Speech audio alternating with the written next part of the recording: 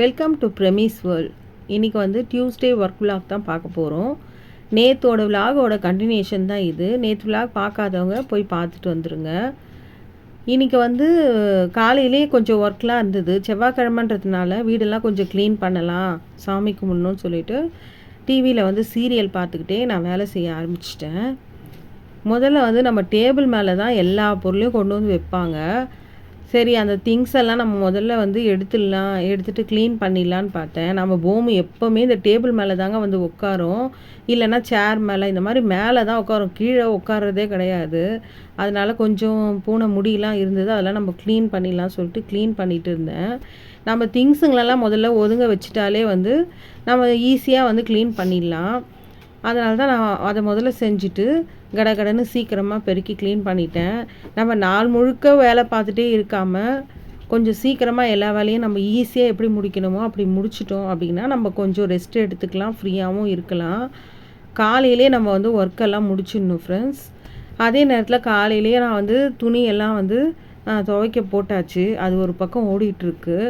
சரி, இன்றைக்கி செவ்வாய்க்கிழமைன்றதுனால நான் கொஞ்சம் மாஃப் போட்டுடலாம், க்ளீனாக இருக்கும் அப்படின்னு சொல்லிட்டு மாஃப் போட ஆரம்பிச்சிட்டேன்.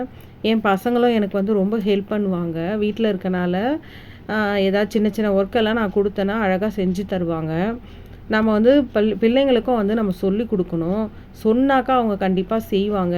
நாம் தான் சொல்லாமல் நம்மளே எல்லா வேலையும் இழுத்து போட்டுட்டு செஞ்சிட்ருப்போம். அவங்களுக்கும் வந்து நம்ம வீடை க்ளீனாக வச்சுக்கணும் அப்படிங்கிற அந்த பழக்கம் வரணும் இல்லையா? அதனால் நான் சின்ன சின்ன ஒர்க்கெல்லாம் கொடுப்பேன்.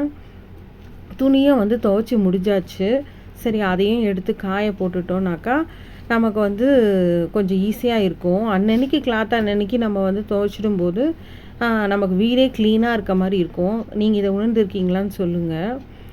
அதை காய போட்டு முடிச்சுட்டு நான் குளிக்க போயிட்டேன் ஃப்ரெண்ட்ஸ். குளிச்சுட்டு வந்து நம்ம சாமி கும்பிட்டுடலாம் அப்படின்னு சொல்லிட்டு சாமிக்கு நல்ல பூலாம் போட்டு நல்ல சாம்பிராணிலாம் போட்டு நிஜமாகவே ரொம்பவும் வந்து அமைதியாக இருந்தது எனக்கு மனசுக்கு. உங்களுக்காக நான் ப்ரேயர் பண்ணிக்கிறேன் ஃப்ரெண்ட்ஸ். போகும் வந்து நல்லா வீடு சில்லுன்னு இருக்கவும் நல்லா படுத்துட்டாங்க. லஞ்சுக்கு வந்து நான் வந்து கேப்சிகம் போட்டு குழம்பு வச்சுருந்தேன். இதோட ஃபுல் ரெசிபி வந்து நான் லாஸ்ட் வீடியோவில் போட்டிருக்கேன், உங்களுக்கு வேணும்னா செக் பண்ணி பாருங்கள்.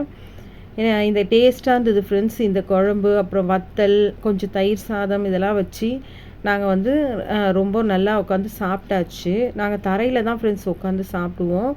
டேபிள் இருந்தாலும் கூட வந்து தரையில் உட்காந்து சாப்பிடும்போது தான் ரொம்ப நல்லாயிருக்கு. அப்புறம் சாப்பிட்டு முடிச்சதுக்கப்புறம் கொஞ்சம் நேரம் ரெஸ்ட் எடுக்கலாம்னு சொல்லிட்டு நாங்கள் ஏசி போட்டுட்டு ரூமில் போய் படுத்தாச்சு.